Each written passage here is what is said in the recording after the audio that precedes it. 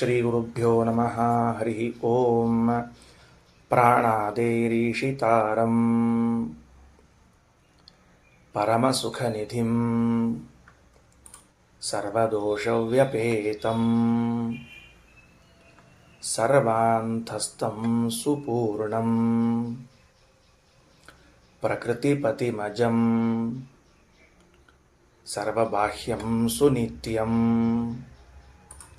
ಸರ್ವಜ್ಞಂ ಸರ್ವಶಕ್ತಿಂ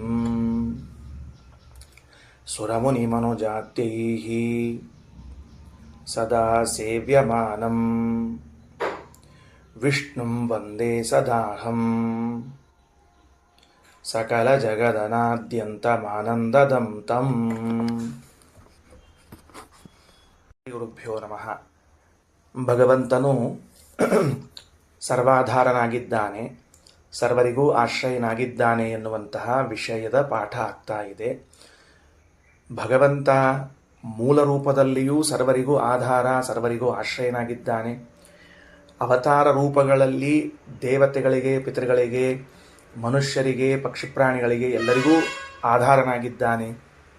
ಜೊತೆಗೆ ನಮ್ಮೆಲ್ಲರ ಅಂತರ್ಯಾಮಿಯಾಗಿ ಇದ್ದುಕೊಂಡು ಸರ್ವರಿಗೂ ಆಧಾರನಾಗಿದ್ದಾನೆ ಎಂಬ ಅಂಶವನ್ನು ಬೃಹದಾರಣ್ಯಕ ಉಪನಿಷತ್ತಿನ ಅವ್ಯಾಕೃತ ಬ್ರಾಹ್ಮಣದ ಕೊನೆಯ ಭಾಗದಲ್ಲಿ ಕೇಳ್ತಾ ಇದ್ದೇವೆ.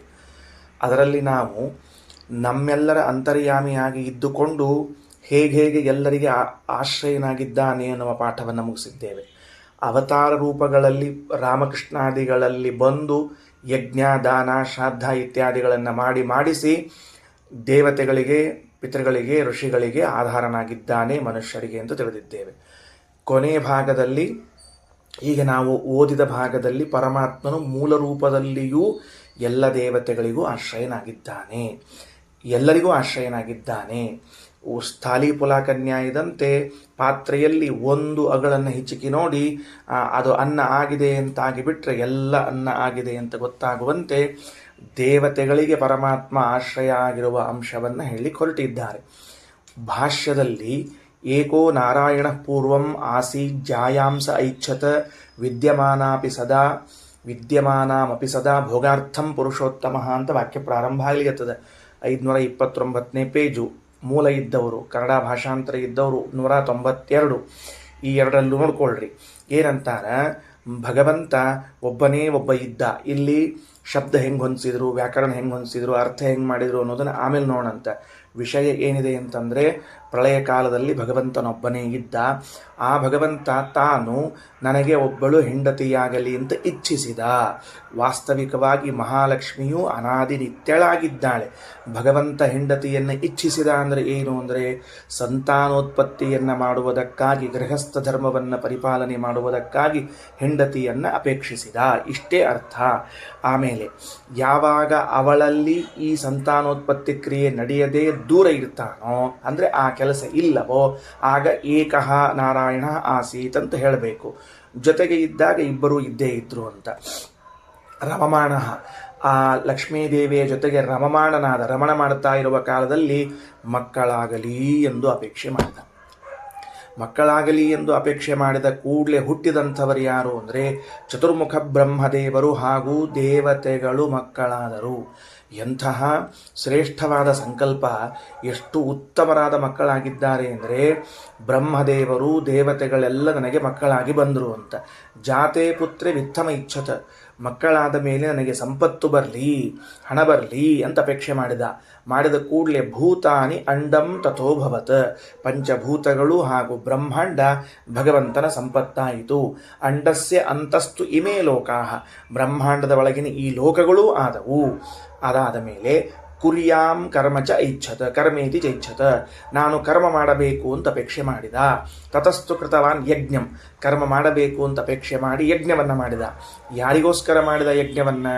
ತನಗಿಂತಲೂ ಉತ್ತಮರಾದ ದೇವತೆಗಳು ಇಲ್ಲವೇ ಇಲ್ಲ, ಉತ್ತಮರಾದ ವ್ಯಕ್ತಿಗಳೇ ಇಲ್ಲದೆ ಇರುವಾಗ ಯಾರಿಗೋಸ್ಕರ ಯಜ್ಞವನ್ನು ಮಾಡಿದ್ದಾನೆ? ಸ್ವಸ್ಮೈ, ತನಗೋಸ್ಕರವೇ ಯಜ್ಞವನ್ನು ಮಾಡಿದ್ದಾನೆ.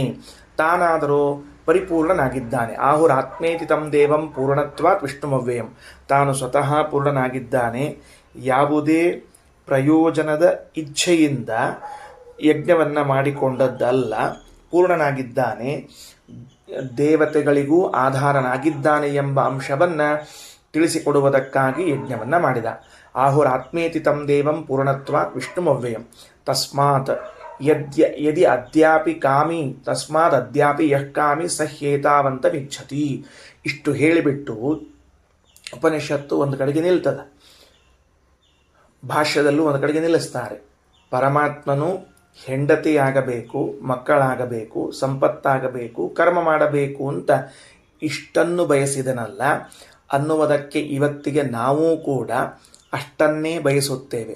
ನಮ್ಮ ಬಯಕೆಗಳೇನಿದ್ದರೂ ಕೂಡ ಇವುಗಳಿಗೆ ಸಂಬಂಧಪಟ್ಟಂತೆ ಇರ್ತದೆ ಹೊರತಾಗಿ ಇದಕ್ಕೆ ಮಿಗಿಲಾದದ್ದು ಯಾವುದೂ ಇರುವುದಿಲ್ಲ. ಪುರುಷನಾಗಲಿ ಸ್ತ್ರೀಯಾಗಲಿ, ಸ್ತ್ರೀ ಆದರೆ ನನಗೊಬ್ಬ ಗಂಡನಾಗಲಿ, ಮಕ್ಕಳಾಗಲಿ, ಸಂಪತ್ತಾಗಲಿ, ಯಜ್ಞ ಮಾಡೋಣ ಅಂದರೆ ಅವರ ಪ್ರಕಾರ ಯಜ್ಞ. ನಾವಾದರೆ ಪುರುಷರಾದರೆ ಲಗ್ನ ಆಗಬೇಕು, ಹೆಂಡತಿ ಆಗಬೇಕು, ಮಕ್ಕಳಾಗಬೇಕು, ಸಂಪತ್ತು ಬರಬೇಕು, ಯಜ್ಞ ಮಾಡ್ತೀವಿ. ಈ ತರಹದ್ದು ಒಟ್ಟಿನಲ್ಲಿ ಜಗತ್ತಿನಲ್ಲಿರುವ ಎಲ್ಲ ಜೀವರಾಶಿಗಳು ಇಷ್ಟನ್ನೇ ಬಯಸುತ್ತವೆ ಅಲ್ರಿ. ನಾವು ಬೇರೆದನ್ನು ಬಯಸಿದ್ದು ನೋಡಿದ್ದೀವಲ್ಲ, ಮನೆಯಾಗಲಿ ಅಂತ ಅಪೇಕ್ಷೆ ಅದ, ಮತ್ತು ಕಾರಾಗಲಿ ಕಾರ್ ತೊಗೊಳ್ಳೋಣ ಅಂತ ಇಚ್ಛಾ ಅದ, ಮತ್ತು ಇನ್ನೊಂದು ಸೈಟ್ ತೊಗೊಳ್ಳೋಣ ಅಂತ ಇಚ್ಛಾ ಅದ. ಅದ್ರೊಳಗೆ ಬರೋದಿಲ್ಲಲ್ಲ ಅಂದ್ರೆ ಇದು ಎಲ್ಲವೂ ಅಂತತೋಗತ್ವ ಯಾರಿಗೆ ಮುಟ್ಟಬೇಕಾಗಿದ್ದು? ಮನೆಯಾಗಲಿ ಅಂದರೆ ಹೆಂಡತಿ ಮಕ್ಕಳು ಎಲ್ಲರೂ ಒಳಗಿರ್ಬೇಕು ಅಂತ ಮನೆಯಾಗಿದ್ದು, ಸಂಪತ್ತೊಳಗೆ ಬರ್ತದೆ ಮನೆ ಎಂಬುದು. ಹಂಗೆ ನೀವು ಏನನ್ನ ವಿಚಾರ ಮಾಡಿದರೂ ಅದೆಲ್ಲವೂ ಬರುವುದು ಇಷ್ಟರಲ್ಲಿಯೇ ಬರ್ತದೆ. ಇದಾದ ಮೇಲೆ ಈ ಸಂಪತ್ತು ಅಂತಂದಾಗ ಎರಡು ತರಹದ ಸಂಪತ್ತನ್ನು ಹೇಳ್ತದೆ. ಏನು ಎರಡು ತರಹದ ಸಂಪತ್ತನ್ನು ಹೇಳ್ತದೆ ಅಂದರೆ ದೈವಿ ಸಂಪತ್ತು, ಮಾನುಷಿ ಸಂಪತ್ತು ಅಂತ ಎರಡು ತರಹದ ಸಂಪತ್ತಿದೆ. ಯಾವುದು ಎರಡು ತರಹದ ಸಂಪತ್ತು ಅಂತ ಬಿಡಿಸ್ತಾರೆ ಈಗ ಭಾಷ್ಯದಲ್ಲಿ. ದೈವಂ ವಿತ್ತಂ ಸುಖಾದ್ಯಂ ಹಿ ಮಿತ್ರಾದ್ಯಂ ಮಾನುಷಂ ತು ಯತ್. ಇದಕ್ಕೆ ನಾನು ಮೊನ್ನೆ ಅರ್ಥ ಬರೆಸಿದ್ದೇನೆ. ದೈವಿ ವಿತ್ತ ಅಂದರೆ ಯಾವುದು ಅಂದರೆ ಸುಖಾದ್ಯ ಅಂದರೆ ಅರ್ಥ ಸುಖಕ್ಕೆ ಸಾಧನವಾದದ್ದು ಯಾವುದೋ ಅದೇ ದೈವಿ ಸಂಪತ್ತು. ಅಂದರೆ ವಿದ್ಯಾ, ಜ್ಞಾನ, ಬೇರೆ ಯಾವುದೂ ಅಲ್ಲ. ನಾವು ಹೀಗೆ ತಿಳ್ಕೊಳ್ಳೋಣಂತ. ಏನು ತಿಳ್ಕೊಳ್ಳೋಣ ಅಂದರೆ ಸುಖ ಸಾಧನವಾಗಿರುವಂತಹ ಶಾಸ್ತ್ರವನ್ನು ಸುಖ ಎಂದು ವ್ಯವಹಾರ ಮಾಡ್ಲಿಕ್ಕತ್ತಾರ ಇಲ್ಲಿ ಈ ಸಂದರ್ಭದಲ್ಲಿ. ಸುಖಾದ್ಯಂ ಅನ್ನುವಾಗ ಅಂದರೆ ದೈವಿ ಸಂಪತ್ತು ಯಾವುದಪ್ಪ ಅಂದರೆ ನಾಲೆಡ್ಜ್. ನಮಗೇನು ಜ್ಞಾನ ಅದ ಈ ಜ್ಞಾನವನ್ನೇ ದೈವಿ ಸಂಪತ್ತು ಅಂತ ಕರೀತಾರೆ. ಮಿತ್ರಾದ್ಯಂ ಮಾನುಷಂ ಸ್ಮೃತಂ. ಇನ್ನು ಬಂಗಾರ, ಬೆಳ್ಳಿ ಅಥವಾ ಸ್ನೇಹಿತರು ಅಥವಾ ದೂರದ ಸಂಬಂಧಿಗಳು ಇವರೆಲ್ಲ ಏನಂತ ಕರೆಸ್ಕೋತಾರ ಅಂದ್ರೆ ಮಾನುಷ ಸಂಪತ್ತು ಎಂದು ಕರೆಸಿಕೊಳ್ತಾರೆ. ಮನೆ ಇದೆ, ಬೆಳ್ಳಿ ಬಂಗಾರಗಳಿದೆ, ಬ್ಯಾಂಕ್ ಬ್ಯಾಲೆನ್ಸ್ ಇದೆ, ಸಂಬಂಧಿಕರಿದ್ದಾರೆ, ಸ್ನೇಹಿತರಿದ್ದಾರೆ, ಇವರನ್ನೆಲ್ಲ ಮಾನುಷ ಸಂಪತ್ತಿನಲ್ಲಿ ಸೇರಿಸಿಕೊಳ್ಳ್ರಿ. ಶಾಸ್ತ್ರಜನ್ಯ ಜ್ಞಾನ, ಸಾಧನ ಇವುಗಳನ್ನೆಲ್ಲವನ್ನು ದೈವಿ ಸಂಪತ್ತಿನಲ್ಲಿ ಸೇರಿಸಿಕೊಳ್ಳ್ರಿ. ಆಯಿತು. ಇದಾನೀಮಪಿ ತಸ್ಮಾದ್ಧಿ ಕಾಮಯೇತ್ ಏತಮೇವತು. ಮುಗಿಸಿದ್ರಿಲ್ಲಿಗೆ. ಇದಾನೀಮಪಿ ಇವತ್ತಿಗೂ ಕೂಡ, ತಸ್ಮಾತ್ ಆದ್ದರಿಂದಲೇನೆ, ಏವಮೇವತು ಕಾಮಯೇತ್ ಇಷ್ಟನ್ನೇ ಅಪೇಕ್ಷಿಸುತ್ತಾರೆ ಜನರು. ಎರಡು ಬಾರಿ ಬಂದದಿದು. ಒಂದು ಸಾಲಿನ ಹಿಂದೂ ಇದು ಬಂದಿತ್ತು, ಈಗ ಮತ್ತೊಂದು ಬಾರಿ ಬಂದದ. ಇಷ್ಟು ಮುಗೀತು. ಇಷ್ಟು ಮೊನ್ನೆ ಪಾಠ ಆಗಿದ್ದು. ಇವತ್ತಿನ ಪಾಠ ಏಕಾಕಿನೋಪಿ ಅವೈಕಲ್ಯಂ ಯಥೈವ ಸ್ಯಾತ್ ತಥಾ ಶೃಣು. ಒಂದು ಪ್ರಶ್ನೆ ಮಧ್ಯದಲ್ಲಿ ಈ ಗ್ರಂಥದ ಏನೊಂದು ರಚನಾ ಆಗ್ತಾ ಇದೆ, ಆಗ ಉಪನಿಷತ್ತುಗಳಿಗೆ ವ್ಯಾಖ್ಯಾನ ಮಾಡ್ತಾ ಈ ಗ್ರಂಥ ರಚನಾ ಆಗ್ತಾ ಇದೆ, ಅಥವಾ ಉಪನಿಷತ್ತಿನ ಭಾವವನ್ನು ತಿಳಿಸ್ಲಿಕ್ಕೆ ಹೊರಟಿದ್ದಾರೆ. ಅವರಂತಾರೆ ಈಗ ಲಗ್ನ ಮಾಡಿಕೊಂಡ ಕರೆಕ್ಟು, ಮಾಡಿಕೊಳ್ಳದೆ ಇದ್ರೆ ಅವನಂತರೂ ಇದೆಲ್ಲ ಪಡೆಯುವುದಿಲ್ಲ. ಇದು ಪಡೆಯದೇ ಹೋದಾಗ ಅವನು ಪೂರ್ಣ ನೆನೆಸುವುದಿಲ್ಲ. ಯಾಕೆ ಮೊನ್ನೆ ಪಾಠದಲ್ಲಿ ಹೇಳಿದ್ದೇನೆ, ಇವುಗಳೆಲ್ಲವೂ ಇದ್ದಾಗ ಅವನು ಪೂರ್ಣ ಅಂತ ಕರೆಸಿಕೊಳ್ತಾನೆ. ಕೇವಲ ಹೆಂಡತಿ ಇದ್ರಲ್ಲ, ಕೇವಲ ಮಕ್ಕಳಿದ್ರಲ್ಲ, ಹೆಂಡತಿ ಮಕ್ಕಳು ಅಷ್ಟೇ ಸಾಲೋದಿಲ್ಲ, ಸಂಪತ್ತು ಇಷ್ಟೆಲ್ಲವೂ ಇದ್ದಾಗ ಪೂರ್ಣ ಅಂತ ಆದರೆ, ಮತ್ತೆ ಈಗ ಬ್ರಹ್ಮಚಾರಿಗಳಾಗಿಯೇ ಕೆಲವರು ತೀರಿಕೊಂಡ್ಬಿಡ್ತಾರೆ. ಅವರೇನು ಲಗ್ನ ಮಾಡ್ಕೊಳ್ಳೋದಿಲ್ಲ, ಮಕ್ಕಳು ಇಲ್ಲ, ಯಜ್ಞ ಏನೋ ಮಾಡಬಹುದು, ಅವ್ರಿಗೆ ಅಧಿಕಾರ ಉಂಟು, ಮಾಡಬಹುದು, ಆದರೆ ಹೆಂಡತಿ ಮಕ್ಕಳು ಅನ್ನೋದಿಲ್ಲ ಅಂತ ಇದಲ್ಲ. ಕೆಲವರು ಬ್ರಹ್ಮಚಾರಿಗಳಾಗಿದ್ದು ಸನ್ಯಾಸಿಗಳಾಗಿ ಹೋಗ್ಬಿಡ್ತಾರೆ. ಮುಂದೆ ಹೆಂಗೆ? ಇನ್ನು ಕೆಲವರು ಪತ್ನಿಯಿಂದ ವಿಕಲರಾದವರಿರ್ತಾರೆ, ಮತ್ತು ಅವರೆಲ್ಲ ಅಪರಿಪೂರ್ಣರೇ ಆದರಲ್ಲ. ಹಾಗಿದ್ರೆ ಅಂದರೆ ಅದಕ್ಕೂ ಉಪಾಯ ಉಂಟು ಶಾಸ್ತ್ರದಲ್ಲಿ. ಏನು ಉಪಾಯ ಇದೆ ಅದಕ್ಕೆ? ಏಕಾಕಿನೋಪಿ ಅವೈಕಲ್ಯಂ ಯಥಾ ಸ್ಯಾತ್ ತಥಾ ಶೃಣು. ಒಬ್ಬನೇ ಇದ್ದಾಗಲೂ ಕೂಡ ಅವನು ಪೂರ್ಣ ಹೇಗಾಗುತ್ತಾನೆ ಎನ್ನುವುದನ್ನು ವಿವರಿಸುತ್ತೇವೆ. ಹೊರಗಿನಿಂದ ಹೆಂಡತಿ, ಹೊರಗಿನಿಂದ ಮಕ್ಕಳು, ಹೊರಗಿನಿಂದ ಸಂಪತ್ತು, ಹೊರಗಿನಿಂದ ಯಜ್ಞ ಕರ್ಮಗಳು ಇಲ್ಲದೇ ಹೋದರೂ ನನ್ನಲ್ಲಿಯೇ ಇರುವಂತಹದ್ದಾಗಿದೆ ಇವೆಲ್ಲವೂ. ಏಕಾಕಿನೋಪಿ ಅವೈಕಲ್ಯಂ ಯಥೈವ ಸ್ಯಾತ್ ತಥಾ ಶೃಣು. ವಾಕ್ಯ ನೋಡ್ತಾ ಇರ್ರಿ. ಏಕಾಕಿನೋಪಿ, ಒಬ್ಬನೇ ಇದ್ದಾನ. ನಾನು ಯಾರು ದೃಷ್ಟಾಂತ ಕೊಟ್ಟಿದ್ದೇನೆ, ಒಬ್ಬನೇ ಇದ್ದಾನ ಅಂತ ತಿಳಿದುಕೊಂಡು ಬ್ರಹ್ಮಚಾರಿ ಇದ್ದಾನ, ಅವ ಸನ್ಯಾಸ ತಗೊಂಡಾನ. ಯಾಕೆ ಸನ್ಯಾಸ ತಗೊಂಡ? ಅವನದ್ದೇ ಆದ ಕಾರಣಗಳಿದ್ದವು. ಬಹಳ ವರ್ಷ ನೋಡಿದ, ಕನ್ಯಾ ಸಿಗಲೇ ಇಲ್ಲ, ಲಗ್ನ ಆಗಲೇ ಇಲ್ಲ, ಹಂಗಾರೆ ಇನ್ನು ಕನ್ಯಾನೂ ಸಿಗಲಿಲ್ಲ, ಲಗ್ನವೂ ಆಗಿಲ್ಲ, ಸುಮ್ಮನೆ ಏನು ಮಾಡಬೇಕು, ಸನ್ಯಾಸರ ತಗೋಣ ಅಂತ ಸನ್ಯಾಸಿ ಆಗಿಬಿಟ್ಟ ಅಂತ ಇಟ್ಕೊಳ್ರಿ. ಹಿಂಗಾಗ್ಯದ ಅಂತ. ಆ ಹೊತ್ತಿನಲ್ಲಿ ಹಾಗಿದ್ರೆ ಅವನು ಅಪರಿಪೂರ್ಣ ಆದ್ನಲ್ಲ, ಪೂರ್ಣ ಆಗಲಿಲ್ವಲ್ಲ. ಹಾಗಿದ್ರೆ ಅಂದರೆ ಏನು ಚಿಂತೆ ಬೇಡ, ಅವನೂ ಪೂರ್ಣನಾಗ್ತಾನೆ. ಹೆಂಗೆ ಪೂರ್ಣ ಆಗ್ತಾನೆ ಅಂದರೆ ಸ್ವಾತ್ಮನಸ್ತು ಅಪೃಥಗ್ಯತ್ ಜ್ಞಾನರೂಪಂ ಮನಃಪರಂ. ಮುಂದಿನ ವಾಕ್ಯ, ಸ್ವಾತ್ಮನಃ ತು ಅಪೃಥಕ್ ಯತ್ ತತ್ ಜ್ಞಾನರೂಪಂ ಮನಃಪರಂ. ತನ್ನಿಂದ ಅಭಿನ್ನವಾದ ಚಿತ್ಸ್ವರೂಪವಾದ ಮನಸ್ಸೇನಿದೆಯಲ್ಲ, ಈ ಮನಸ್ಸನ್ನೇ ನಾನು ಅಂತ ತಿಳ್ಕೊಳ್ಬೇಕಂದ್ರೆ ಸ್ವರೂಪಭೂತವಾದ ಮನಸ್ಸನ್ನು ಯಜಮಾನ ಅಂತ ಭಾವಿಸಬೇಕು, ಕರ್ತ. ಈಗ ಯಜ್ಞದ ವಿಚಾರ ನಡೆದಿದ್ದರಿಂದ ಕರ್ತ ಯಜಮಾನ ಅನ್ನೋ ಶಬ್ದವನ್ನು ಆಡ್ತಾ ಇದ್ದೀವಿ. ಇಲ್ಲದೆ ಹೋದರೆ ನನ್ನ ಸ್ವರೂಪಭೂತವಾದ ಮನಸ್ಸು ನಾನು, ಇಷ್ಟರ್ಥ ಮುಗಿದೋಯ್ತು, ಬಹಳೇನಿಲ್ಲ. ಈಗೇನು ಮಾಡಿಬಿಡ್ತೀವಿ ಉಪನಿಷತ್ತು ಅಂದರೆ, ನಿನ್ನ ಸ್ವರೂಪದಲ್ಲಿ ನಿನ್ನ ಜೊತೆಗೇ ಇರುವಂತಹದ್ದೇನಿದೆಯಲ್ಲ ಅದನ್ನೇ ಒಂದನ್ನ ಪತ್ನಿ, ಒಂದನ್ನ ಪುತ್ರ, ಒಂದನ್ನ ವಿತ್ತ, ಒಂದನ್ನ ಕಾರ್ಯ ಅಂತ ಚಿಂತನೆ ಮಾಡು. ಇದರಿಂದಲೂ ಪೂರ್ಣತೆ ಬರ್ತದೆ. ಹೆಂಗೆ ಬರಬೇಕು ಅಂದರೆ ಸ್ವರೂಪಭೂತವಾದ ಮನಸ್ಸೇ ನೀನು. ಅಲ್ರಿ, ಸ್ವರೂಪಭೂತವಾದ ಮನಸ್ಸು ನನ್ನಿಂದ ಭಿನ್ನ ಅಲ್ಲ ಅಂದ್ರೆ ಹೌದು, ನಿನ್ನಿಂದ ಭಿನ್ನ ಅಲ್ಲ, ನೀನೇ ಸ್ವರೂಪಭೂತವಾದ ಮನಸ್ಸು. ವಿಶೇಷ ಬಲದಿಂದ ಜೀವನ ಸ್ವರೂಪಭೂತವಾದ ಮನಸ್ಸು ಅಂತ ಕರಿತೇವೆ. ಅಂತಹ ಮನಸ್ಸೇ ಏನು ಅನಿಸ್ಕೊಳ್ತದ ಅಂತಂದ್ರೆ ಯಜಮಾನ, ಕರ್ತ ಅಂತ ಕರೆಸ್ಕೊಳ್ತದೆ. ಏಕಾಕಿನೋಪಿ ಅವೈಕಲ್ಯಂ ಯಥೈವ ಸ್ಯಾತ್ ತಥಾ ಶೃಣು. ಸ್ವಾತ್ಮನಸ್ತು ಅಪೃಥಕ್. ಸ್ವಾತ್ಮನಸ್ತು ಅಪೃಥಕ್ ಅಂದ್ರೆ ಭಿನ್ನವಲ್ಲದ. ಸ್ವಾತ್ಮನಃ ತನ್ನಿಂದ, ಅಪೃಥಕ್ ಭಿನ್ನವಲ್ಲದ. ಯತ್ ತತ್ ಯಾವುದದು? ಜ್ಞಾನರೂಪಂ ಪರಂ ಮನಃ. ಜ್ಞಾನರೂಪವೇ ಆದ ಶ್ರೇಷ್ಠವಾದ ಮನಸ್ಸು. ಅದು ಯಾಕೆ ಜ್ಞಾನರೂಪವಾದ ಮನಸ್ಸು ಅನ್ನಬೇಕು? ತನ್ನದೇ ಸ್ವರೂಪವಾದದ್ದು ಅಂತ ಯಾಕೆ ಅನ್ನಬೇಕು ಅಂದರೆ ಮುಕ್ತಾವಪಿ ನಹೇಯಂ ಯತ್ತತ್. ಮೋಕ್ಷದಲ್ಲೂ ಈ ಮನಸ್ಸನ್ನು ಬಿಟ್ಟು ಹೋಗಲು ಬರುವುದಿಲ್ಲ. ಅಂದ್ರೆ ಇದರ ಪರ್ಯಾಯ ಶಬ್ದ ಏನಾಯಿತು? ಇದರ ವಿರುದ್ಧವಾಗಿ ಇನ್ನೊಂದೇನರ್ಥ ಹೊರಡಿತು? ಜಡವಾದ ಮನಸ್ಸನ್ನು ಬಿಟ್ಟು ಹೊರಡುತ್ತೇವೆ ಅಂತಾಯಿತು. ಅಲ್ಲಿಯೂ ಇರುವಂತಹ ಮನಸ್ಸು ಸ್ವರೂಪಭೂತವಾದ ಮನಸ್ಸಾದರೆ ಇಲ್ಲಿ ಬಿಟ್ಟು ಹೋಗುವಂತಹ ಮನಸ್ಸು ಯಾವುದು? ಜಡ ಮನಸ್ಸು. ಮುಕ್ತಾವಪಿ ನಹೇಯಂ ಯತ್ ಸ್ವಾತ್ಮೇತ್ಯೇವ ಚಿಂತೆಯೇತ್. ತಾನೇ ಎಂದು ಚಿಂತನೆ ಮಾಡಿಕೊಳ್ಳ್ರಿ. ಇನ್ನು ಜಾಯಾಂತು ತಾದೃಶೀಂ. ಸ್ವರೂಪಭೂತವಾದದ್ದೊಂದನ್ನು ಹೆಂಡತಿ ಅಂತ ಚಿಂತನೆ ಮಾಡ್ರಿ. ಯಾವುದು? ವಾಚಂ ಏನದ ಅಲ್ಲ, ಈಗ ಆ ವಾಗೀಂದ್ರಿಯ, ಸ್ವರೂಪಭೂತವಾದ ವಾಗೀಂದ್ರಿಯ ಏನಿದೆಯೋ ಇದನ್ನೇ ತನ್ನ ಪತ್ನಿ ಎಂದು ತಿಳಿದುಕೊಳ್ಳಬೇಕು. ನೋಡ್ರಿ, ಇದನ್ನ ನಿತ್ಯಾನುಸಂಧಾನ ಮಾಡ್ಲಿಕ್ಕೆ ಬರ್ತದ. ಇದನ್ನ ನಿತ್ಯಾನುಸಂಧಾನ ಮಾಡಿಲ್ಲ ಅಂತ ತಿಳ್ಕೊಬೇಡ್ರಿ. ನನ್ನ ಸ್ವರೂಪಭೂತವಾದ ವಾಗೀಂದ್ರಿಯವೇ ನನಗೆ ಪತ್ನಿಯಾಗಿದ್ದಾಳೆ. ಸ್ವರೂಪಭೂತವಾದ ಮನಸ್ಸೇ ನಾನಾಗಿದ್ದೇನೆ. ಸ್ವರೂಪಭೂತವಾದ ಮನಸ್ಸು ನಾನು, ವಾಗೀಂದ್ರಿಯ ಏನಿದೆಯಲ್ಲ ಅದು ಹೆಂಡತಿ. ಸಂತೋಷ. ಮಗ ಯಾರು? ಬಲಂ ತಾದೃಕ್ ಸ್ವಮಾತ್ಮಜಂ. ಸ್ವರೂಪಭೂತವಾದ ಬಲ ಏನಿದೆಯಲ್ಲ ಇದೇ ನನ್ನ ಮಗ.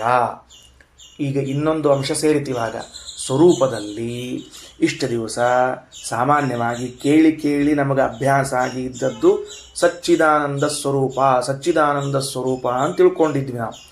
ಸತ ಅಂದ್ರೆ ದೋಷ ಇಲ್ಲ, ಚಿತ ಅಂದ್ರೆ ಜ್ಞಾನ, ಆನಂದ ಸ್ವರೂಪ ಅದ ಅಂತ. ಆ ಇಡೀ ಸ್ವರೂಪಕ್ಕೆ ಇಂದ್ರಿಯಗಳವ ಅಂತ ಮೊದಲು ತಿಳಿದು ಬಂತೀಗ. ವಾಗೀಂದ್ರಿಯ ಅದು ಹೆಂಡತಿ. ಆ ಸ್ವರೂಪದಲ್ಲಿ ಬಲವೂ ಸೇರಿಕೊಂಡಿದೆ. ಬರೇ ಆನಂದ ಅಷ್ಟೇ ಇಲ್ಲ, ಬರೇ ಜ್ಞಾನ ಅಷ್ಟೇ ಇಲ್ಲ, ಬಲ ಸೇರಿಕೊಂಡದ. ಅಂದ್ರೆ ನಾನು ಮುಕ್ತನಾದಾಗ ನನ್ನ ಸ್ವರೂಪ ಏನಿದೆಯಲ್ಲ ಇದರಲ್ಲಿ ಬಲವೂ ಇದೆ, ಬರೇ ಸುಖ ಬರೇ ಜ್ಞಾನ ಅಲ್ಲ.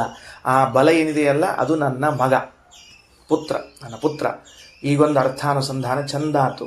ಮುಕ್ತನಾದ ಮೇಲೇನು ಅಂದರೆ ಮುಕ್ತನಾದ ಮೇಲೆ ಅದು ಕಾಣಿಸಿಕೊಳ್ಳುತ್ತದೆ. ಇಲ್ಲಿದ್ದಾಗ ಸ್ವರೂಪದಲ್ಲಿರುವಂಥ ಬಲನೇ ನನಗೆ ಪುತ್ರ, ಬೇರೆ ಪುತ್ರ ಬೇಕಾಗಿಲ್ಲ, ಇದೇ ಪುತ್ರ ನನಗೆ. ವಾಚಂ ಬಲಂಚತ ಆದ್ರೆ ಕ್ಷಮಾತ್ಮಜಂ. ಇನ್ನು ಮತ್ತು ವಿತ್ತ ಎರಡು ಹೇಳಿರಿ, ಯಾವುದು ಎರಡು ವಿತ್ತ? ದೈವಿ ವಿತ್ತ ಮಾನುಷಿ ವಿತ್ತ ಅಂತ ಎರಡದಲ್ಲ ಅಂದ್ರೆ ಶ್ರೋತ್ರಂ ಚಕ್ಷುಶ್ಚ ತಾದೃಕ್ ಯದ್ವಿತ್ತಂ ದೈವಂಚ ಮಾನುಷಂ. ಸ್ವರೂಪಭೂತವಾದ ಚಕ್ಷುರೀಂದ್ರಿಯ ಇದೆಯಲ್ಲ, ಸ್ವರೂಪಭೂತವಾದ ಕಣ್ಣೇ ಅದು ಅದು ಸ್ವರೂಪಭೂತವಾದ ಕಣ್ಣು ಮಾನುಷ ಸಂಪತ್ತು, ಸ್ವರೂಪಭೂತವಾದ ಶ್ರವಣೇಂದ್ರಿಯ ಇದೆಯಲ್ಲ ಇದೇ ದೈವಿ ಸಂಪತ್ತು. ಯಾವುದ್ಯಾವುದು ತಿಳಿಬೇಕು ಅಂತಿದೆ ಅದನ್ನು ನೋಟ್ಸ್ ತಗೊಳ್ರಿ, ಕೇಳಿದ್ರೆ ಅರ್ಥ ಆಗ್ತದಂತದ ಕೇಳಿಸ್ಕೊಂಡು ಹೋಗ್ರಿ. ಶ್ರೋತ್ರಂ ಚಕ್ಷು ತಾದಕ್ಯತ್ ವಿತ್ತಂ ದೈವಂಚ ಮಾನುಷಂ. ನನ್ನ ಕಿವಿ ಅದು ದೈವಿ ವಿತ್ತ, ನನ್ನ ಕಣ್ಣು ಅದು ಮಾನುಷೇ ವಿತ್ತ. ಏವಂ ಭೂತಂ ಚಿಂತನಂ ಯತ್ತತ್ ಕರ್ಮೇತ್ಯೇವ ಚಿಂತೆಯಿತ್. ಹೀಗೆ ನಾನು ಚಿಂತನೆ ನಡೆಸುವುದೇ ಒಂದು ಕರ್ಮ, ಬೇರೆ ಏನಿಲ್ಲ. ಹೀಗೆ ನಾನು ಚಿಂತನೆ ನಡೆಸುವುದೇ ಒಂದು ಕರ್ಮ. ಏನಂತ ಚಿಂತನೆ ಮಾಡಿದೆ? ನನ್ನ ಸ್ವರೂಪಭೂತವಾದ ಮನಸ್ಸು ಇದು ನಾನಾಗಿದ್ದೇನೆ, ನಾನು ಯಜಮಾನ ಸ್ಥಾನದಲ್ಲಿ ಇದ್ದವನು. ನನ್ನ ವಾಗೀಂದ್ರಿಯ ಇದೆಯಲ್ಲ ಅದು ನನ್ನ ಹೆಂಡತಿಯಾಗಿದೆ, ಸ್ವರೂಪಭೂತವಾದ ವಾಗೀಂದ್ರಿಯ. ಸ್ವರೂಪದಲ್ಲಿರುವಂಥ ಬಲ ಏನಿದೆ ಇದು ಪುತ್ರನಾಗಿದ್ದಾನೆ.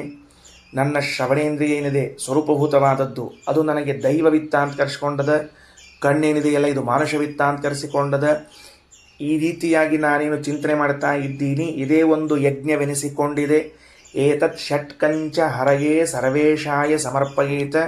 ಈ ಆರನ್ನು ಭಗವಂತನಿಗೆ ಸಮರ್ಪಣೆಯನ್ನು ಮಾಡಿಬಿಡ್ರಿ, ಮುಗಿದೋಯ್ತು. ಬೇರೆ ಏನು ಬೇಕಾಗಿದೆ ಇನ್ನು? ಇದು ಒಬ್ಬನೇ ಇದ್ದಾಗಲೂ ಪರಿಪೂರ್ಣನಾಗುವುದು ಹೇಗೆ ಅಂತ ತಿಳಿಸ್ಲಿಕ್ಕೆ ಈ ವ್ಯವಸ್ಥೆಯನ್ನು ಹೇಳಿಕೊಟ್ಟಿದ್ದಾರೆ. ಮುಗೀತು. ಮುಂದೆ ಏವಂ ಆತ್ಮ ಪ್ರಿಯ ಪುತ್ರ ವಿತ್ತಂ ದ್ವಿವಿಧಮಿತ್ಯಪಿ ಪಂಚಭಿಃ ಕ್ರಿಯತೆ ಯಜ್ಞ. ಅಲ್ಲಿ ಉಪನಿಷತ್ತಿನಲ್ಲಿ ಪಾಂಕ್ತ ಅಂತ ಬಂದದ. ಪಾಂಕ್ತ ಅಂದ್ರೆ ಅರ್ಥ ಏನು? 5 ಸಮೂಹ. ಆ 5 ಸಮೂಹ ಅಂತ ಬರೆಸಿದ್ದೆ. ಎಲ್ಲೆಲ್ಲದ 5 ಸಮೂಹ? ಆತ್ಮ ತಾನು, ಪ್ರಿಯ ಹೆಂಡತಿ, ಪುತ್ರ ಮಗ, ವಿತ್ತಂ ದ್ವಿವಿಧಂ 2 ತರಹದ ಸಂಪತ್ತು, ಪಂಚಭಿಃ ಈ 5ರಿಂದ ಯಜ್ಞ ಕ್ರಿಯತೆ ಯಜ್ಞವು ಮಾಡಲ್ಪಡ್ತದೆ. ಕೇವಲ ಯಜ್ಞ 5ರಿಂದ ಕೂಡಿದ್ದಲ್ಲ, ಪುರುಷ ಪಶುರೇವಚ.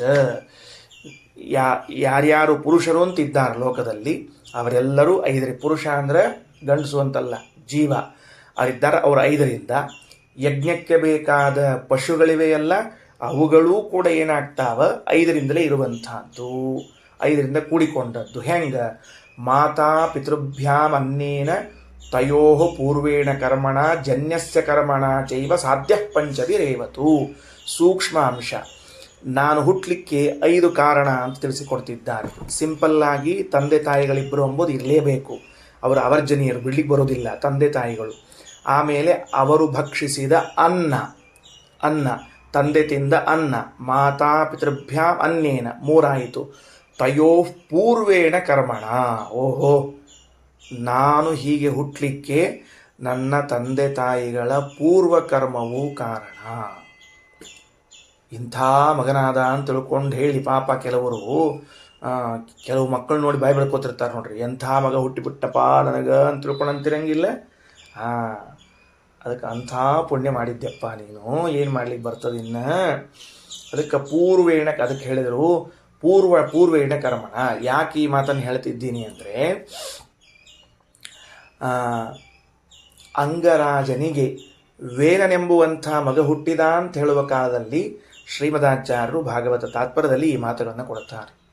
ಅದರಿಂದ ದುಷ್ಟನಾದ ಮಗ ಹುಟ್ಟಿದ, ಅಜ್ಞಾನಿಯಾದ ಮಗ ಹುಟ್ಟಿದ, ಆಮೇಲೆ ಏನೂ ಪ್ರಯೋಜನವಿಲ್ಲದೇ ಇರುವಂಥವನು ಹುಟ್ಟಿದ. ಏನು ಮಾಡ್ಬೇಕು ಅವರು? ಮಹಾ ಆಲಸಿ, ಮಹಾ ಅಬದ್ಧ, ಮಹಾ ದುಷ್ಟ ಹಿಂಗೆಲ್ಲ ಹುಟ್ಟಿಕೊಂಡಿದ್ರೆ ಪೂರ್ವೇಣ ಕರ್ಮಣ. ಮತ್ತು 4 ಆತಲ್ರಿ. ಇನ್ನೊಂದು ಯಾವುದು ಕರ್ಮ ಅಂದರೆ ಜನ್ಯಸ್ಯ ಕರ್ಮಣ. ಮತ್ತು ನಾವು ಹುಟ್ಟುತ್ತೀವಲ್ಲ, ಈ ಹುಟ್ಟುವುದು ಅನ್ನುವುದು ಹುಟ್ಟುವುದಲ್ಲ, ಜನ್ಯಸ್ಯ ಕರ್ಮ ಅಂದರೆ ನನ್ನ ಕರ್ಮ. ನಾ ಹುಟ್ಟಿದವನ ಕರ್ಮವೂ ಕೂಡ ಕಾರಣವಾಗುತ್ತದೆ. ತಂದೆ ತಾಯಿಗಳ ಕರ್ಮ, ನನ್ನ ಕರ್ಮ, ತಂದೆ ತಾಯಿಗಳು ಹಾಗೂ ಅನ್ನ. ಈ 5ರಿಂದ ನಾವು. ಹಾಗಾದರೆ 2 ಬಂತೀಗ. ಪಾಂಕ್ತಂ ಪಾಂಕ್ತಂ ಯಾವುದು 2 5 ನಾನು, ಹೆಂಡತಿ, 2 ತರಹದ ಸಂಪತ್ತು, ಆಮೇಲೆ ಯಜ್ಞ 5. ತಂದೆ ತಾಯಿ ಅನ್ನ ಅವರ ಕರ್ಮ ನನ್ನ ಕರ್ಮ 5 ಮುಗಿದು ಹೋತು. ಪಶುರೇವಚ ಅಂತದ. ಏನು ಪಶುರೇವಚ ಅಂತಂದ್ರೆ ಯಜ್ಞಕ್ಕೆ ಕಾರಣವಾದ ಪಶುವು 5 ರೀತಿಯದು ಅಂತ. ಅದನ್ನು ಈ ಪ್ರಮಾಣ ವಾಕ್ಯಗಳ ಕೊನೆಯಲ್ಲಿ ಉದಾಹರಣೆ ಮಾಡಿದ್ದಾರೆ, ಅಲ್ಲಿ ಹೇಳ್ತೀನಿ. ಏವಂ ಹಿ ಪ್ರಾಣಿನೋ ಅನ್ಯೇಪಿ ಜಾಯಂತೆ ನಾತ್ರ ಸಂಶಯ. ಇದೇ ರೀತಿಯಾಗಿ ಎಲ್ಲ ಪ್ರಾಣಿಗಳು ಹುಡ್ತವ, ಇದರಲ್ಲಿ ಸಂಶಯ ಮಾಡ್ಕೋಬೇಡ್ರಿ. ಅಂದ್ರೆ ಮನುಷ್ಯರಿಗೆ ಮಾತ್ರ ಈ ತರಹದ ವ್ಯವಸ್ಥೆ ಅದ, ತಂದೆ ತಾಯಿ ಅನ್ನ ಕರ್ಮ ಹಿಂಗದ, ಹಂಗೇನಿಲ್ಲ. ಪಶುಗಳಲ್ಲೂ ಇದೇ ನಿಯಮ. ಯಾರ್ಯಾರು ಹುಡ್ತಾರೋ ಅವರಿಗೆಲ್ಲ ಇದೇ ನಿಯಮ ಉಂಟು. ಏತಾಂ ಉಪಾಸನಾಂ ಕುರ್ಯಾತ್ ಯೋ ಬ್ರಾಹ್ಮಂ ಪದಮಾಪ್ಯಚ ಸರ್ವಸ್ಯಾಸ್ಯ ಪತಿರ್ಭೂಯಾತ್ ವಿಷ್ಣೋರೇವ ಪ್ರಸಾದತಃ. ವಿಚಿತ್ರ ಏನು ಅಂದರೆ ಈ ಉಪಾಸನೆಯನ್ನು, ಆಶ್ಚರ್ಯದ ಸಂಗತಿ, ಬ್ರಹ್ಮದೇವರು ಉಪಾಸನೆ ಮಾಡಿದ್ದಾರೆ, ದೇವತೆಗಳು ಮಾಡಿದ್ದಾರೆ, ಮನುಷ್ಯರೂ ಮಾಡಿದ್ದಾರೆ. ಈ ಉಪಾಸನೆಯ ಫಲವಾಗಿ ಅವರವರಿಗೆ ಏನೇನು ದೊರೆಯಬೇಕೋ ಅದದು ದೊರೆತಿದೆ. ಏತಾಂ ಉಪಾಸನಂ ಕುರ್ಯಾತ್ ಯೋ ಬ್ರಾಹ್ಮಂ ಪದಮಾಪ್ಯಚ. ಬ್ರಹ್ಮ ಪದವಿಯನ್ನು ಹೊಂದಿ ಉಪಾಸನೆಯನ್ನು ಮಾಡಿದವನು ಸರ್ವಸ್ಯಾಸ್ಯ ಪತಿರ್ಭೂಯಾತ್, ಪ್ರಪಂಚದಲ್ಲಿರುವ ಎಲ್ಲರಿಗೂ ಒಡೆಯನಾಗಿದ್ದಾನೆ. ಯಾರವರು? ಬ್ರಹ್ಮದೇವರು ಅಂತ ಅರ್ಥ. ವಿಷ್ಣೋರೇವ ಪ್ರಸಾದತಃ. ಸೂಕ್ಷ್ಮದ ಈ ಅನುಸಂಧಾನದಿಂದಾಗಿ ಅವರು ಸರ್ವಪತಿಗಳಾಗಿಲ್ಲ. ಈ ಅನುಸಂಧಾನ ಮಾಡಿದ್ದಕ್ಕೆ ಭಗವಂತ ಪ್ರಸನ್ನನಾದ, ಅವನ ಪ್ರಸಾದದಿಂದ ಇವನಾದ ಅಂತ ತಿಳಿದುಕೊಳ್ಳಬೇಕು. ಇನ್ನು ಬ್ರಾಹ್ಮೇ ಪದೇ ತ್ವಯೋಗ್ಯ ಏತು ಅಲ್ರಿ, ಏತೆ ಬ್ರಹ್ಮ ಪದವಿಗೆ ಯೋಗ್ಯ ಇಲ್ಪ. ಮತ್ತು ಅಂಥವನು ಈ ಚಿಂತನೆಯನ್ನು ಮಾಡಿದ್ದಾನೆ. ಅವ ಏನು ಅಂದ್ರೆ ದೇವಪದ ಮಾಪ್ನಯು, ದೇವತಾ ಪದವಿಯನ್ನು ಹೊಂದುತ್ತಾರೆ. ತಸ್ಯಾಪ್ಯಯೋಗ್ಯ, ಅದಕ್ಕೂ ಯೋಗ್ಯರಿದ್ದಿದ್ದಿಲ್ಪ, ದೇವತಾ ಪದವಿಯನ್ನು ಹೊಂದಲಿಕ್ಕೆ ಯೋಗ್ಯರಿದ್ದಿದ್ದಿಲ್ಲ. ಅಂದ್ರೆ ಲೋಕಸ್ಯ ಭವೇಯು ಅಧಿಕಂ ಪ್ರಿಯಾ. ಲೋಕದಲ್ಲಿ ಜನರಿಗೆ ಅತ್ಯಧಿಕ ಪ್ರೀತಿ ಪಾತ್ರರಾಗುತ್ತಾರೆ. ನಾವು ಎಲ್ಲರಿಗೂ ಪ್ರೀತಿ ಪಾತ್ರರಾಗಬೇಕು ಅಂತ ಇದ್ರೆ ಈ ಅನುಸಂಧಾನವನ್ನು ತಪ್ಪದೇ ಮಾಡಬೇಕು. ಈಗಾಗಲೇ ಬಹಳ ಪ್ರೀತಿ ಪಾತ್ರ ಆಗಿಬಿಟ್ಟೀವಿ, ನಮ್ಮ ಪ್ರೀತಿ ಪಾತ್ರತಾ ಕಂಡು ಕೆಲವರಿಗೆ ಆಗವಲ್ತಾಗ್ಯದ, ಅದಕ್ಕೆ ಇನ್ನೇನು ನಾವು ಮಾಡಂಗಿಲ್ಲ ಅಂತಿದ್ರೆ ಬಹಳ ಸಂತೋಷ. ತಸ್ಯಾಪ್ಯಯೋಗ್ಯ ಲೋಕಸ್ಯ ಭವೇಯುರಧಿಕಂ ಪ್ರಿಯಾ ಕ್ರಮಾನ್ ಮುಕ್ತಿಂ ವ್ರಜೇಯುಶ್ಚ ಕೇಶವಸ್ಯ ಪ್ರಸಾದತಃ. ಈ ಅನುಸಂಧಾನಕ್ಕೆ, ಈ ಚಿಂತನೆಗೆ ಕೇವಲ ಲೌಕಿಕ ಫಲ ಇದೆ ಅಂತ ತಿಳಿಬಾರದು. ಕ್ರಮವಾಗಿ ಭಗವಂತನ ಅನುಗ್ರಹದಿಂದ ಮೋಕ್ಷವನ್ನು ಹೊಂದುತ್ತಾನೆ. ಇತಿ ಮಾಹಾತ್ಮ್ಯೆ. ಇಷ್ಟು ಮಾಹಾತ್ಮ್ಯವೆಂಬುವಂಥ ಗ್ರಂಥದಲ್ಲಿ ಬಂದದ. ಸರಿ, ಮೂಲ ರೂಪದಲ್ಲಿ ಪರಮಾತ್ಮನು ಸರ್ವಾಧಾರನು ಹೇಗೆ ಎಂಬುದಕ್ಕೆ ದೇವತೆಗಳನ್ನು ಕುರಿತು ಮಾಡಿದ ಯಜ್ಞದ ಒಂದು ದೃಷ್ಟಾಂತವನ್ನು ಇಟ್ಟುಕೊಳ್ತಾರೆ. ಪರಮಾತ್ಮನು ಮೊದಲಿಗೆ ತಾನು ಸಂತಾನವನ್ನು ಪಡೆಯಬೇಕು ಎಂಬ ಇಚ್ಛೆಯಿಂದ ಹೆಂಡತಿಯಾದ ಲಕ್ಷ್ಮೀದೇವಿಯನ್ನು ಬಯಸಿದ್ದಾನೆ. ಆ ಹೆಂಡತಿಯಲ್ಲಿ ನನಗೆ ಉತ್ತಮ ಸಂತಾನವಾಗಲಿ ಎಂಬ ಸಂಕಲ್ಪದಿಂದ ಸಂಭೋಗವನ್ನು ನಡೆಸಿದಾಗ ಚತುರ್ಮುಖ ಬ್ರಹ್ಮದೇವರು ಎಲ್ಲ ಶ್ರೇಷ್ಠ ದೇವತೆಗಳು ಹುಟ್ಟಿಕೊಂಡಿದ್ದಾರೆ. ಅದು ಆದ ಮೇಲೆ ನನಗೆ ಸಂಪತ್ತು ಬರಲಿ ಅಂತ ಅಪೇಕ್ಷಿಸಿದಾಗ ಪಂಚಭೂತಗಳು, ಆ ಭೂತಗಳ ಸಮ್ಮಿಶ್ರಣವಾದ ಬ್ರಹ್ಮಾಂಡದಲ್ಲಿ 14 ಲೋಕಗಳು ಬಂದಾದಾಗ ಇನ್ನು ನಾನು ಯಜ್ಞವನ್ನು ಮಾಡುತ್ತೇನೆ ಅಂತ ತಿಳಿದುಕೊಂಡು ಯಜ್ಞವನ್ನು ಮಾಡಿದ್ದಾನೆ. ಇದುವೇ ಸರ್ವಾಧಾರತ್ವಕ್ಕೆ ದೃಷ್ಟಾಂತ. ಇಷ್ಟನ್ನು ಅಪೇಕ್ಷಿಸದೇ ಹೋದರೆ ಯಾವ ವ್ಯಕ್ತಿಯೂ ಪೂರ್ಣನೆನಿಸುವುದಿಲ್ಲ.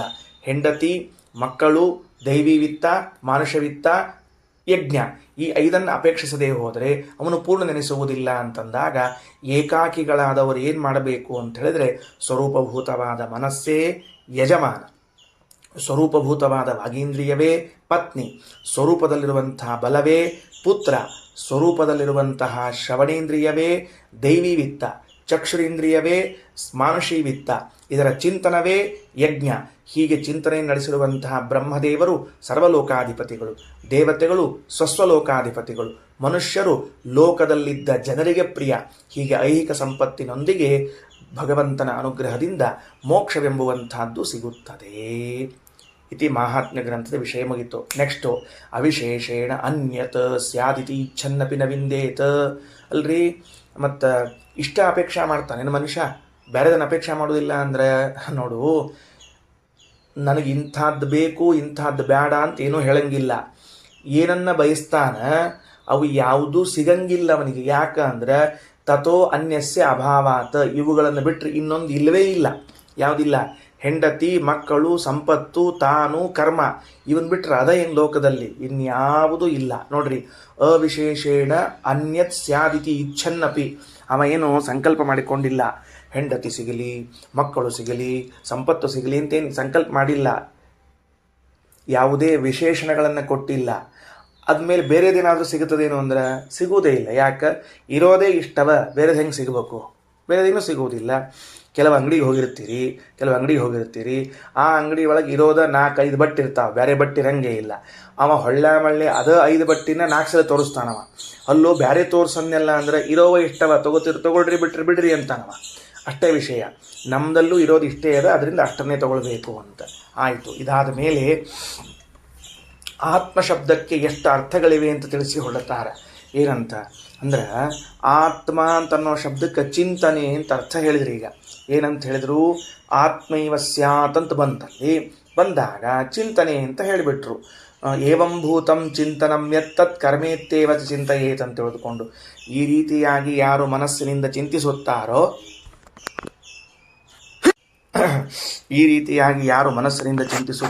ಅಂತದ ಅಲ್ಲಿ ಆತ್ಮಶಬ್ದಕ್ಕೆ ಚಿಂತನ ಅಂತ ಅರ್ಥ ತಗೊಂಡ್ರು.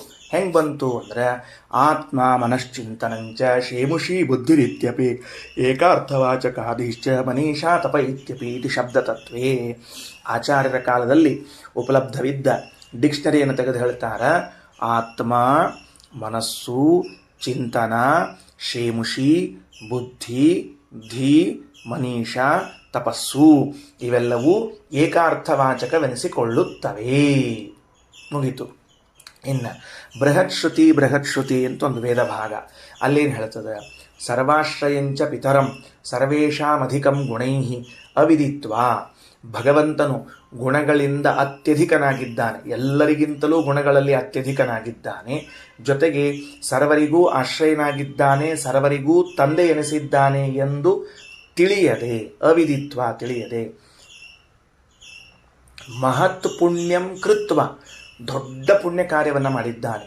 ನ ಫಲಭಾಗ್ ಭವೇತ್, ಅವನಿಗೆ ಫಲವು ಸಿಗುವುದಿಲ್ಲ. ಯಾಕಂದರೆ ಭಗವಂತನನ್ನ ಸರ್ವಗುಣ ಪರಿಪೂರ್ಣ, ಸರ್ವಾಧಾರ, ಸರ್ವ ಜಗತ್ಪಿತ ಎನ್ನುವ ತಿಳುವಳಿಕೆ ಇಲ್ಲ, ಆ ಅನುಸಂಧಾನವಿಲ್ಲ, ಆ ಜ್ಞಾನವಿಲ್ಲ. ಹಾಗೆ ಮಾಡಿದ ಕರ್ಮ ಹೇಗೆ ಫಲ ಕೊಡಲಿಕ್ಕೆ ಸಾಧ್ಯ ಇದೆ? ಭಗವಂತನ ಉತ್ತಮತ್ವದ ಚಿಂತನೆಯಿಂದ ರಹಿತವಾದ ಕರ್ಮಗಳು ಎಂದಿಗೂ ಫಲ ಕೊಡುವುದಿಲ್ಲ.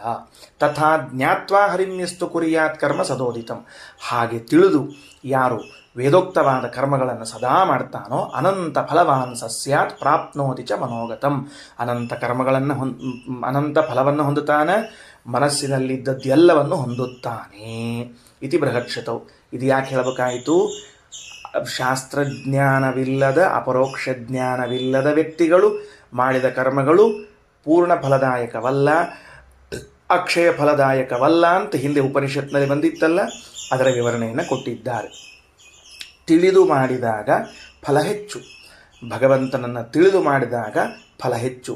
ಸರ್ವಾಧಾರ, ಸರ್ವಗುಣ ಪರಿಪೂರ್ಣ ನಮ್ಮ ತಂದೆ ಅಂತ ಅನುಸಂಧಾನ ಪೂರ್ವಕವಾಗಿ ಕರ್ಮ ಮಾಡಿದಾಗ ಅನಂತ ಫಲ. ಇನ್ನು ಮುಂದಿನ ವಾಕ್ಯ, ಪರಮಾತ್ಮೈವ ಗೃಹಸ್ಥಾಂತರ್ಯಾಮಿ ಸರ್ವೇಷಾಂ ಲೋಕಃ. ಅದರ ಮುಂದೊಂದು ಈಸಿಕೊಲ್ಟು ಹಾಕ್ಕೊಳ್ರಿ, ಲೋಕಃ ಮುಂದೊಂದು ಈಸಿಕೊಲ್ಟು ಹಾಕ್ಕೊಂಡ್ರಿ ಅಂದರೆ ಆಶ್ರಯ ಅಂತ ಅರ್ಥ ಆಗ್ತದೆ. ಪರಮಾತ್ಮೈವ, ಪರಮಾತ್ಮನೇನೇ, ಗೃಹಸ್ಥಾಂತರ್ಯಾಮಿತಯ, ಗೃಹಸ್ಥರ ಅಂತರ್ಯಾಮಿಯಾಗಿದ್ದುಕೊಂಡು ಸರ್ವೇಷಾಂ ಲೋಕಃ, ಎಲ್ಲರಿಗೂ ಆಶ್ರಯನಾಗಿದ್ದಾನೆ, ಎಲ್ಲರಿಗೂ ಆಶ್ರಯನಾಗಿದ್ದಾನೆ.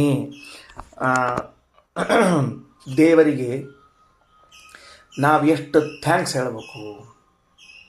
ನಮ್ಮ ಭಾಷೆದಾಗ ಮಾತಾಡ್ತಿರ್ತೀನಿ ನಾನು ಯಾವಾಗಲೂ, ನಮ್ಮ ಭಾಷೆದಾಗ ನಮಗೆ ತಿಳಿಲಿ ಅನ್ನೋದಕ್ಕೆ. ದೇವರಿಗೆ ನಾವು ಎಷ್ಟು ಥ್ಯಾಂಕ್ಸ್ ಹೇಳಬೇಕು? ಯಾಕೆ ಥ್ಯಾಂಕ್ಸ್ ಹೇಳಬೇಕು? ದೇವರೇ ಧನ್ಯ ಧನ್ಯ ಧನ್ಯ, ಕೃತಜ್ಞ ಕೃತಜ್ಞ ಕೃತಜ್ಞ, ಅಹೋಭಾವ ಅಹೋ. ಯಾಕೆ? ನೀನು ಎಲ್ಲೋ ಇದ್ದುಕೊಂಡು ಸರ್ವಾಧಾರನಾಗಲಿಕ್ಕೆ ಬರ್ತಿದ್ರು, ಗೃಹಸ್ಥನ ಅಂತರ್ಯಾಮಿಯಾಗಿ ಇದ್ದು ಸರ್ವಾಧಾರನಾಗಿದ್ದೀಯ ಅಂದರೆ ನಮ್ಮ ಮೇಲೆ ಎಷ್ಟು ಕೃಪೆ ಮಾಡಿದ್ದೀನಿ. ನಿನಗೇನು ನೀರಿನಲ್ಲಿ ಇದ್ದು ಸರ್ವಾಧಾರ ಆಗ್ಲಿಕ್ಕೆ ಬರೋದಿಲ್ವ? ಬರ್ತದೆ. ಮಣ್ಣಿನಲ್ಲಿದ್ದು ಸರ್ವಾಧಾರ ಆಗ್ಲಿಕ್ಕೆ ಬರೋದಿಲ್ವ? ಬರ್ತದೆ. ನಿನ್ನ ಸಾಮರ್ಥ್ಯಕ್ಕೆ ಇದು ದೊಡ್ಡ ವಿಚಾರವೇ ಅಲ್ಲ. ಅಂಥದ್ದು ಗೃಹಸ್ಥಾಶ್ರಮಿಗಳಾದ ನಮ್ಮಲ್ಲಿ ಇದ್ದು ಸರ್ವರಿಗೂ ಆಶ್ರಯನಾಗಿದ್ದೀಯಲ್ಲ, ಅದಕ್ಕೆ ನಮ್ಮನ್ನು ಮಾಧ್ಯಮನನ್ನಾಗಿ ಉಪಯೋಗಿಸಿಕೊಂಡಿದ್ದೀಯಲ್ಲ. ಏನೇನು ಆಶ್ಚರ್ಯ! ಒಂದು ದೊಡ್ಡ ಕಟ್ಟಿಗೆಯಿಂದ ಮಾಡಿಸಿದ ಮಣಿ ಅದ, ಮಣಿ ಬಿದ್ದಿತ್ತು ಮೂಲೆಯಾಗ, ಅದು ಎಂದೋ ಒಂದು ನೆನಪಾಗಿ ಬಡ ಬಡ ತೊಗೊಂಡು ಬಂದು ದೇವ್ರ ಪೂಜಾಕ್ಕೆ ಇಟ್ಟು ಅದರ ಮೇಲೆ ದೇವ್ರು ಇಟ್ಟುಬಿಟ್ವಿ ಅಂದರೆ ಆ ಕಟ್ಟಿಗೆಯ ಮಣಿ ದೇವರ ಪೂಜಾಕ್ಕೆ ಉಪಯೋಗ ಬಿತ್ತು ಅಂತ ಎಷ್ಟು ಸಂತೋಷ ಪಡ್ತೀವಿ ನಾವೆಲ್ಲರೂ. ಹಾಗಾದರೆ ಗೃಹಸ್ಥಾಶ್ರಮಿಗಳಾದ ನಾವುಗಳು ಭಗವಂತನು ಸರ್ವಾಧಾರನಾಗಲಿಕ್ಕೆ ಮಾಧ್ಯಮ. ಕನ್ನಡ ಮೀಡಿಯಮ್ನಾಗ ಹೇಳಿದ್ರೆ ಉಪಕರಣ, ಇಂಗ್ಲೀಷ್ ಮೀಡಿಯಮ್ನಾಗ ಹೇಳಿದ್ರೆ ಟೂಲ್ಸ್ ಆಗ್ತೀವಿ. ಎಷ್ಟು ಸಂತೋಷ ಪಡ್ಬೇಕು ನಾವೆಲ್ಲ. ನೋಡ್ರಿ, ಪರಮಾತ್ಮೈವ ಗೃಹಸ್ಥಾಂತರ್ಯಾಮಿತಯ ಸರ್ವೇಷಾಂ ಲೋಕಃ ಆಶ್ರಯ. ಇದಕ್ಕೆ ಪ್ರಮಾಣ ಏನು ಪ್ರಮಾಣ ಕೊಡ್ತಿದ್ದಾರೆ ಆಚಾರ್ಯರು ಅಂದರೆ ನಾರಾಯಣ ಶ್ರುತಿ ಎನ್ನುವಂತಹದ್ದು ಪ್ರಮಾಣ ಕೊಡ್ತಾರೆ. ಗೃಹಸ್ಥಾಂತರ್ಗತೋ ವಿಷ್ಣು ಯಜ್ಞೈ ದೇವಾಶ್ರಯೋ ಭವೇತ್. ಗೃಹಸ್ಥರ ಅಂತರ್ಯಾಮಿಯಾಗಿದ್ದ ಪರಮಾತ್ಮ ಯಜ್ಞಗಳ ಮೂಲಕ ದೇವತೆಗಳಿಗೆ ಆಶ್ರಯ ನೀಡ್ತಾ ಇದ್ದಾನೆ. ಆಹಾ, ಎಲ್ಲ ಗೃಹಸ್ಥರು ತಪ್ಪದೇ ಯಜ್ಞ ಮಾಡ್ರಿ. ಯಾಕೆ? ನನ್ನನ್ನು ಮಾಧ್ಯಮ ಮಾಡಿಕೊಂಡು ದೇವತೆಗಳಿಗೆ ಆಶ್ರಯ ಕೊಡ್ಲಿಕ್ಕೆ ಚಲೋ ಪುಣ್ಯ. ಸ್ವಾಧ್ಯಾಯೇ ಋಷಿಯಂ ಸ್ಮೃತ್ಯ ಋಷೀಣಾಂಚ ಸದಾಶ್ರಯ.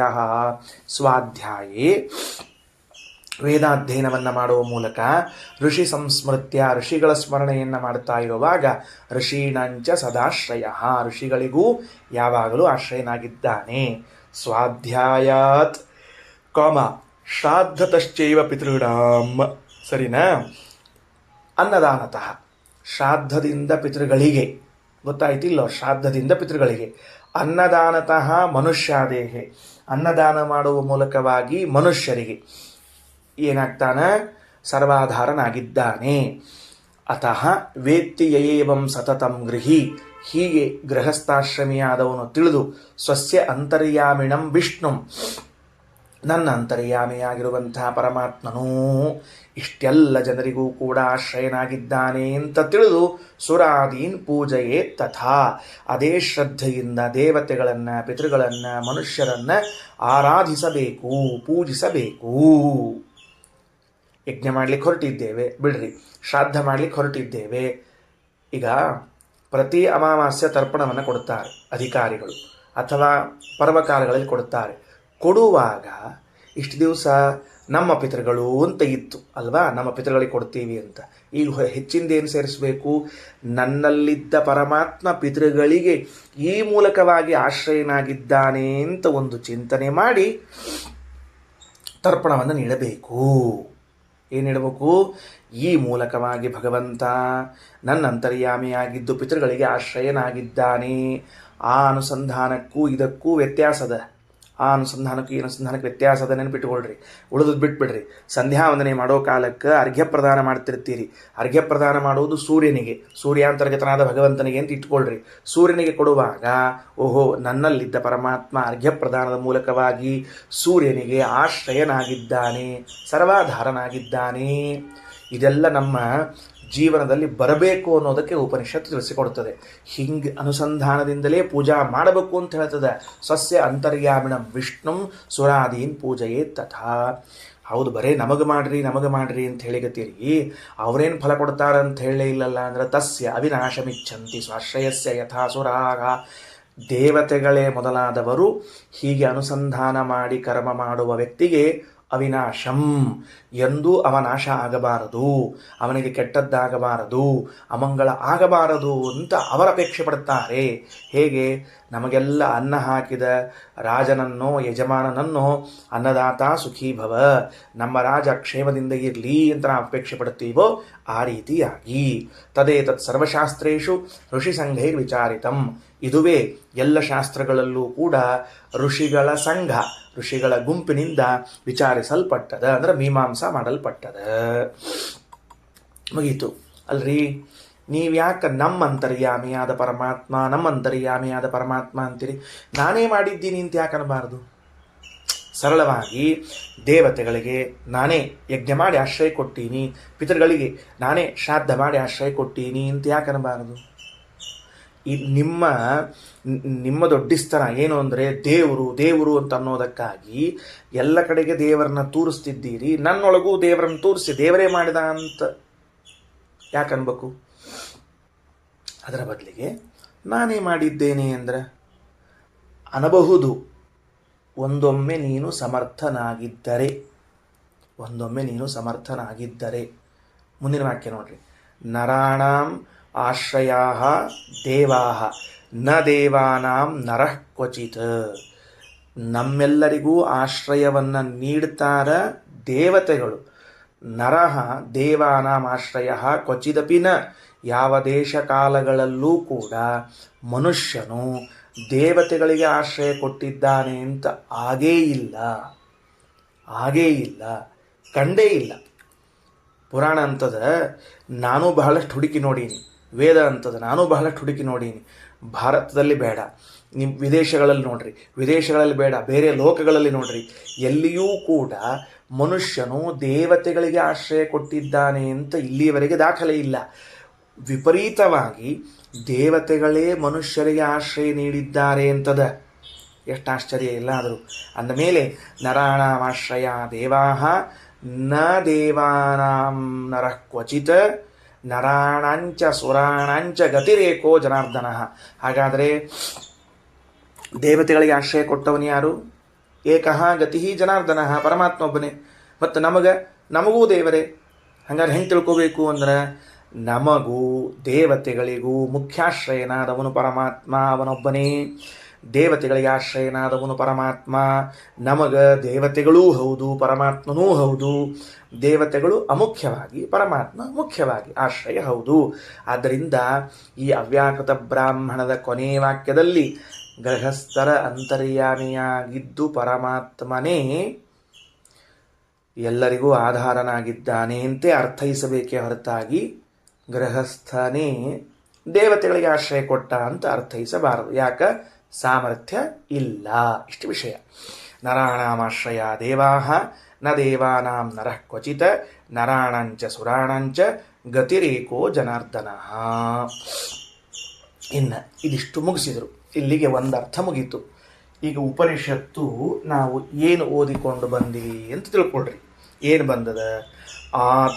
528ನೇ ಪುಟದಾಗದನ ಅಲ್ಲಿ ಆತ್ಮಾವಾ ಇದಮಗ್ರ ಆಸೀತ್ ಏಕ ಏವ ಸೋಕಾಮಯತ್ ಜಾಯಾಮೇ ಸ್ಯಾತ್ ಅಥ ಪ್ರಜಾಯೇಯ ಅಥ ವಿತ್ತಂ ಮೇ ಸ್ಯಾತ್ ಅಥ ಕರ್ಮ ಕುರ್ವೀತ ಇತ್ಯೇತಾವಾನ್ ವೈ ಕಾಮಃ ನೇಚ್ಛಂಶ್ಚನಾತೋ ಭೂಯೋ ವಿಂದೇತ ತಸ್ಮಾದಪ್ಯೇತರ್ಹಿ ಏಕಾಕೀ ಕಾಮಯತೆ ಜಾಯಾಮೇ ಸ್ಯಾತ್ ಅಥ ಪ್ರಜಾಯೇಯಾಥ ವಿತ್ತಂ ಮೇ ಸ್ಯಾತ್ ಅಥ ಕರ್ಮ ಕುರ್ವೀಯ ಇತಿ ಸ ಯಾವದಪ್ಯೇತೇಷಾಮೇಕೈಕಂ ನ ಪ್ರಾಪ್ನೋತಿ ಅಕೃತ್ಸ್ನ ಏವ ತಾವನ್ಮನ್ಯತೆ ತಸ್ಯೋ ಅಕೃತ್ಸ್ನತಾ ಮನ ಏವ ಅಸ್ಯಾತ್ಮಾ ವಾಗ್ಜಾಯ ಪ್ರಾಣಃ ಪ್ರಜಾ ಚಕ್ಷುರ್ಮಾನುಷಂ ವಿತ್ತಂ ಚಕ್ಷುಷಾ ಹಿ ತದ್ವಿಂದತೆ ಶ್ರೋತ್ರಂ ದೈವಂ ಶ್ರೋತ್ರೇಣ ಹಿ ತತ್ ಶೃಣೋತಿ ಆತ್ಮೈವಾಸ್ಯ ಕರ್ಮಾತ್ಮನಾ ಹಿ ಕರ್ಮ ಕರೋತಿ ಸಗೇಶ ಪಾಂಕ್ತೋ ಯಜ್ಞಃ ಪಾಂಕ್ತಃ ಪಶುಃ ಪಾಂಕ್ತಃ ಪುರುಷಃ ಪಾಂಕ್ತಮಿದಂ ಸರ್ವಂ ಯದಿದಂ ಕಿಂಚ ತದಿದಂ ಸರ್ವಮಾಪ್ನೋತಿ ಯಗೇವಂ ವೇದ. ಇಷ್ಟಕ್ಕೆ ಇಲ್ಲಿವರೆಗೆ ಒಂದು ಅರ್ಥವನ್ನು ತಿಳಿದುಕೊಂಡೆವು. ಏನ್ರಿ ಮುಗೀತು ಅಂತ ತಿಳ್ಕೊಂಡಿದ್ವಿ, ಒಂದು ಅರ್ಥವನ್ನು ತಿಳಿದುಕೊಂಡೆವು ಅಂತಿರಲ್ಲ. ಅಂದರೆ ಇದೇ ಮಂತ್ರಕ್ಕೆ ಇಷ್ಟೊತ್ತು ಭಗವತ್ಪರವಾಗಿ ಅರ್ಥ ಮಾಡಿದ್ದಾರೆ, ದೇವರ ಮೂಲ ರೂಪದ ಚಿಂತನೆಯನ್ನು ಹೇಳಿದರು. ಈಗ ಚತುರ್ಮುಖ ಬ್ರಹ್ಮದೇವರ ಪರವಾಗಿ ಇಡಿಯಾದ ಮಂತ್ರವನ್ನು ವ್ಯಾಖ್ಯಾನಿಸುತ್ತಿದ್ದಾರೆ. ಇಡೀ ಮಂತ್ರ ಅಲ್ಲಿರದ ಮಂತ್ರದಲ್ಲಿ ಆತ್ಮಾವ ಇದಮಗ್ರ ಆಸೀತ್ ಅಂತಿದೆ. ಇಲ್ಲೋ ಆತ್ಮ ಶಬ್ದಕ್ಕೆ ಯಾರು ಅರ್ಥ ಮಾಡ್ತಾರೆ? ತೆಳಗವಾಕ್ಯ ತಗೊಳ್ರಿ. ಆತ್ಮ ಬ್ರಹ್ಮ. ಆತ್ಮ ಶಬ್ದಕ್ಕೆ ಪರಮಾತ್ಮ ಅಂತ ಅರ್ಥ ಇತ್ತು, ಈಗ ಆತ್ಮ ಶಬ್ದಕ್ಕೆ ಬ್ರಹ್ಮ ಅಂತ ಅರ್ಥ ಮಾಡ್ತಾರೆ. ಹಂಗಾರೆ ಅದನ್ನು ಬಿಡೋಣೇನು ಅಂದ್ರೆ ಅದನ್ನು ಬಿಡಬಾರದು ಅಂತ ಮೊದಲು ಹೇಳೀವಿ. ಅದನ್ನು ಮೊದಲು ಹೇಳಿದ್ದಕ್ಕೆ ಅದು ಮುಖ್ಯ ಅಂತ ಗೊತ್ತಾಗಿದೆ. ಅದು ಮುಖ್ಯ ಆದಮೇಲೆ ಎರಡನೇದ್ದು ಹೇಳಿಕತ್ತೊಳಗೆ ಇದು ಅಮುಖ್ಯ ಅರ್ಥ ಅಂತ ತಗೊಳ್ಬೇಕು. ವೇದಕ್ಕೆ ಇನ್ನೊಂದು ರೀತಿಯ ಅರ್ಥ ಪ್ರಾರಂಭವಾಗ್ತಾ ಇದೆ, ಅದನ್ನು ಮಧ್ಯಾಹ್ನ ಪಾಠದಲ್ಲಿ ನೋಡೋಣ. ಶ್ರೀಕೃಷ್ಣಾರ್ಪಣಮಸ್ತು.